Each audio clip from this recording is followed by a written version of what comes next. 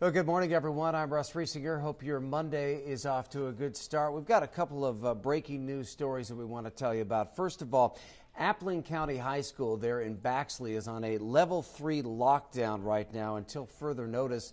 Georgia Emergency Management Agency and law enforcement officials are there on the scene. We don't know a lot about what exactly is going on there, but I did have a viewer send me some pictures, and you could see that they had law enforcement there at the entrances, and there was an ambulance there on the scene. So we're working to find out more on that. Again, that is Appling County High School on a level 3 lockdown this morning. Another breaking news story, this one from the Augusta area. This is Edgefield County, just across the river there in South Carolina.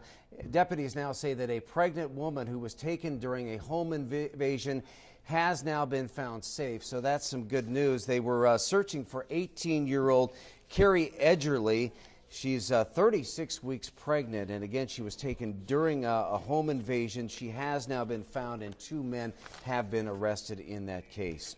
Some new evacuations being expected in South Carolina today, days, more than a week after Hurricane Florence made the mark there. Rivers continue to rise. It's creating a problem that's expected to get worse possibly. This is some drone video from Conway, South Carolina. Conway was one of the worst hit areas, and you can see neighborhoods flooded. It looks like homes are floating in a lake there. Some counties have already ordered evacuation. Others expected to follow suit today. Congress is working on a relief package for Florence victims. There is a proposal to set aside $1.7 billion for the Carolinas that's on the floor right now. South Carolina transportation officials trying to prevent the rising rivers from flooding any more roads. Crews will be installing barriers along Highway 17 in Georgetown County, along with other major roadways that saw flooding when Florence first hit. Governor Henry McMaster says flooding may be even worse than what was originally predicted. So it could be a long week for folks who are already suffering in the wake of Hurricane Florence there. Savannah police are searching for the last suspect in a murder case. 4 people are facing felony murder charges. This is all from a case that took place actually about a year ago. Police arrested 17-year-old Kaysen Dixon and 19-year-old Tyquarius Washington last week. 17-year-old Yusef Maxwell was already in custody for a probation violation. Now, the suspect who is still at large is 19-year-old Zonique Maxwell. If you recognize her from this picture and might know where she is, you're asked to call SPD or use the Crime Stoppers hotline. Now, this is related to the shooting death of 16-year-old Jaheim Morris. It happened on September 17th of last year. Prosecutors haven't said if any of the 4 facing charges were the one who shot Morris, but they say that Yusef Maxwell was in the car that drove Morris to the hospital that night.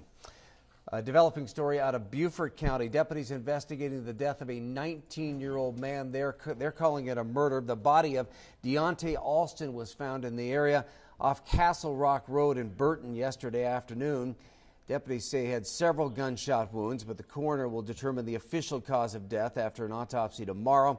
The sheriff's office has not identified any possible suspects at this time. They're asking anyone who might know anything about this case to give them a call.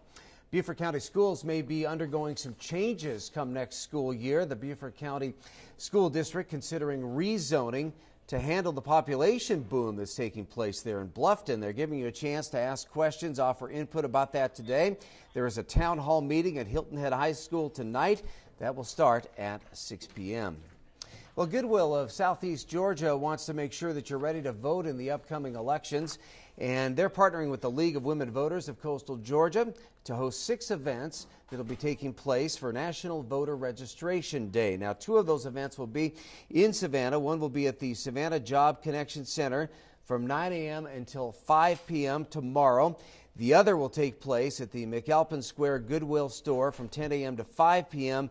And they will also be hosting events in Pooler, Statesboro, Waycross, and Brunswick. Chatham County Voter Registration will also be hosting a national voter registration event. That'll be held tomorrow. For a full list of all the voter registration events that are happening, you can go to WTOC.com.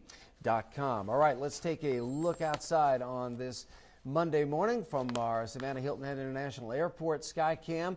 We do have some increasing chances of rain.